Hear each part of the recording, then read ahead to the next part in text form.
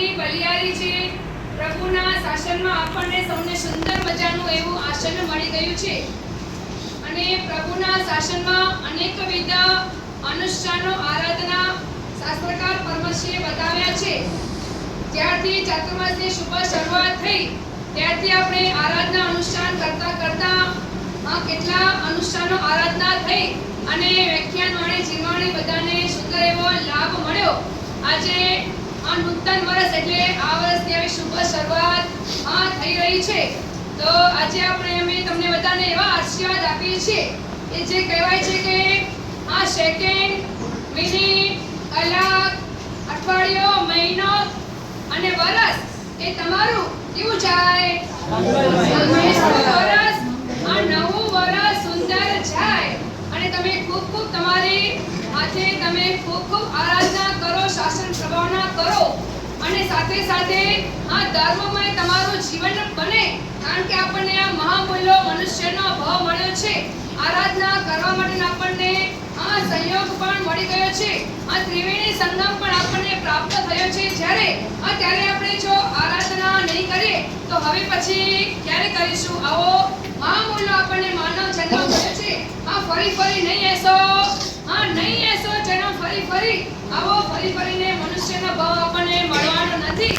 તો બસ આજના દિવસે અમે તમને આ મંગળ એવા આશીર્વાદ આપીએ છીએ કે આજનો તમારું નૂતન વર્ષ એ તમારું ખૂબ જ આરાધનામય, સાધનામય તમારું જીવન એવું બને કે તમે કરો અને બીજાને ધર્મની પ્રવૃત્તિમાં તમે જોડો.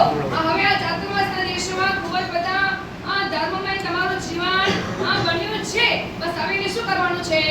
ગતિ તો આપણે ઘણી કરીને આવ્યા છીએ, ઘણી ગતિઓમાં જઈને આવ્યા છીએ, પણ હવે આપણને માનવ ભાવમાં આવ્યા છીએ. તો હવે આપણે શું કરવાની છે? પ્રગતિ કરવાની છે. ગતિ તો ઘણી કરી પણ હવે આપણને પ્રગતિ ધર્મમય આરાધના કરી અને આપણે એવી પ્રગતિ કરીએ કે આપણા જીવનને આપણને, કારણ કે આપણે કહેવાય છે કે આપણે બધાને મોક્ષ જવું છે. તો મોક્ષે જવા માટે આપણી પાસે જો આરાધના સાધના નહીં હોય, ખાલી આપણે કહીએ કે મને મોક્ષ જોઈએ છે, આપણે ખાલી કહી દઈશું મોક્ષ મળી જશે, એના માટે આપણે શું કરવું પડશે? પુરુષાર્થ કરવો પડશે. તો એ પુરુષાર્થમાં 4 પુરુષાર્થ છે. એમાં આપણે ધર્મનો, કામ માટે તમે પુરુષાર્થ કરો છો, અર્થ માટે પણ પુરુષાર્થ કરો છો. તો બસ ધર્મ માટે પણ એવો ને એવો આપણો પુરુષાર્થ હશે તો આપણું જીવન ધર્મમય બનશે. બસ ધર્મમય જીવન બનાવવા માટે આપણને આવો માનવ ભાવ મળ્યો છે.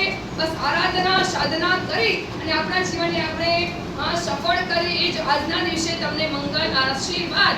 આજે હવે 15 દિવસ ચાતુર્માસને રહ્યા છે. આવતી એકમના તો શું થઈ જશે? અમારા સ્થાન પરિવર્તન. 4 મહિના અમે તમને જીનવાણી મોટી દુકાન લઈને આવ્યા હતા અને તમારી પાસે માલ પણ અમે આપ્યો, પણ તમે પણ બધાએ ખરીદી સારી એવી ખરીદી કરી. બસ એ ખરીદી કરી છે, માલ તમે ભર્યો છે. હવે માલ જે ખરીદી થઈ ગઈ વાપરવાનું છે. માલને રાખી દેશો તો માલ શું થઈ જશે?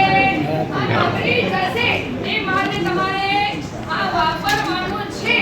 આ 15 દિવસો રહ્યા છે. એ 15 દિવસમાં હજી પણ આપણે જે એકમ હવે શનિવારના પાંચમ છે, જ્ઞાન પંચમીનો દિવસ એટલે મોટી કારતક સુદ પાંચમ કહેવાય, જ્ઞાનનો દિવસ કહેવાય. તો અહીંયા આપણે જ્ઞાન પંચમીના 51 ખમાસના સાથે આપણે જ્ઞાન પંચમીની વિશેષ અહીંયા આરાધના કરવામાં આવશે. અને આવતીકાલથી તો આપણા રેગ્યુલર વ્યાખ્યાન ઉત્તરાધ્યાય સૂત્ર, આવું માન સૂત્ર જે 22મી પરમાત્માએ છેલ્લી દેશના અને એ દેશના ઉત્તરાધ્યાય સૂત્ર 16 પ્રહાર સુધી એકતાર્યા દેશના આપી એવા ઉત્તરાધ્યાય સૂત્રના કેટલા અધ્યાયો થઈ ગયા છે? 29 અધ્યાયો થઈ ગયા છે. હવે ફક્ત ને ફક્ત 7 જ અધ્યાયો હમણાં બાકી છે. તો હવે આ 7 અધ્યાયો આપણે આપણા વ્યાખ્યાનો પણ હવે ફક્ત 7 જ વ્યાખ્યાનો બાકી છે અને અધ્યાયનો પણ આપણા 7 જ બાકી છે. તો આવતીકાલથી પણ સૂત્ર અને ચરિત્રના વ્યાખ્યાનો શરૂઆત થઈ જશે.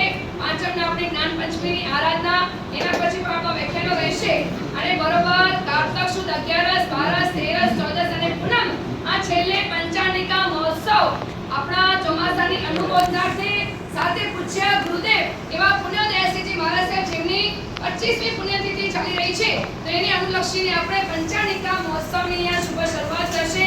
પહેલા દિવસ કારતક સુદ 11ના આપણે ભક્તામર મહાપૂજન રહેશે. પછી બીજા દિવસે કારતક સુદ 12ના આપણે અહીંયા 45 આગમનું પૂજન રહેશે. અને કારતક સુદ 13ના દિવસે ઋષિ મંડળ મહાપૂજન રહેશે. એમાં પણ ભાગ્યશાળી જે ભાગ્યશાળી 2500 રૂપિયા નકરો લીધેલ છે, રાખેલ છે, લાભ લીધેલ છે, પણ ભાગ્યશાળીએ અને સકળ સંગે પૂજનમાં તો આવવાનું જ છે. અને સાથે સાથે સાધર્મી ભક્તિ પર રહેશે. સુરેશ સોનીના સત્વાર્યા પૂજન રહેશે પહેલા માળે, અને સાધર્મી ભક્તિ રહેશે ત્રીજા માળે. એ સાધર્મી ભક્તિના 3 નામો આવી ગયા છે લાભાર્થી પરિવારના. તો પહેલું નામ છે નયનાબેન દેવચંદ હરિયા, ગામ સાબરાઈ. પછી બીજું નામ છે ભાનુમતીબેન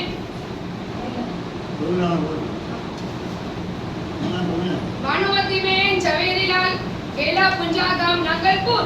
અને ત્રીજું નામ છે દક્ષાબેન મહેન્દ્ર ગડા, ગામ જીતેન્દ્ર ગડા, ગામ નાના રતડિયા. આ ત્રણેય પરિવારો તરફથી આ સાધર્મી ભક્તિ રાખવામાં આવેલ છે.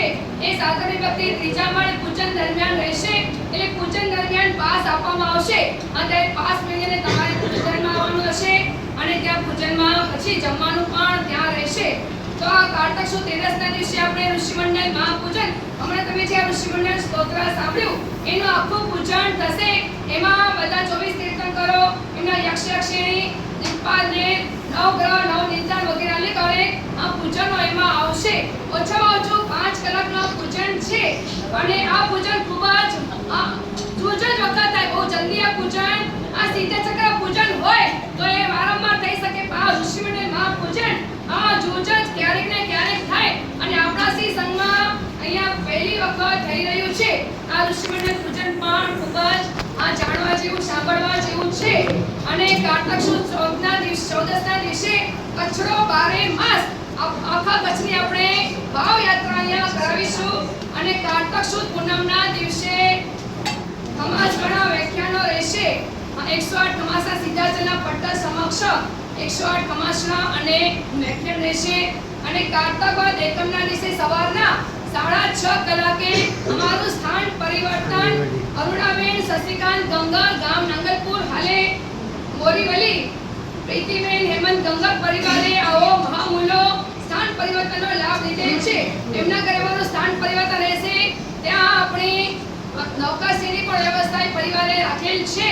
તો બધાએ અમારી સાથે તમે અમને પ્રવેશ તો જોરદાર કરાવ્યો. હવે સ્થાન પરિવર્તન પણ ઠાણા પણ જોરદાર થવા જોઈએ. અને પછી અમારો પ્રથમ વિહાર છે.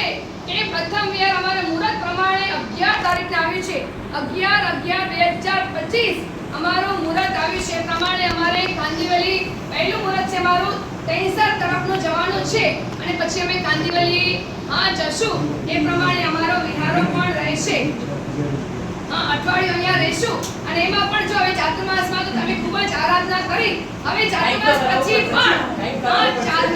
પછી પણ તમને આરાધનામાં જોડાવા માટે પૂજ્ય ગુરુદેવ એવા ઉદયરત્ન સાગરજી મહારાજ સાહેબ પોતાના પરિવાર સાથે ગુમલા મહારાજ સાહેબ એ બંને અહીંયા પધારી રહ્યા છે.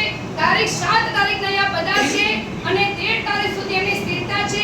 વેણવાણી જીનવાણીનો ખૂબ જ બધાને લાભ લેવાનો આગ્રહ રાખેલ છે. અને ત્યારે આપણે એમનો સામયો વગેરે કરીશું. એ સામયામાં પણ બહેનોએ બેડા ગૌલી જે પણ હશે ખાલી 5 અચંગા ચૂપન કરી શકું ને આપણે વાત કર્યા છો.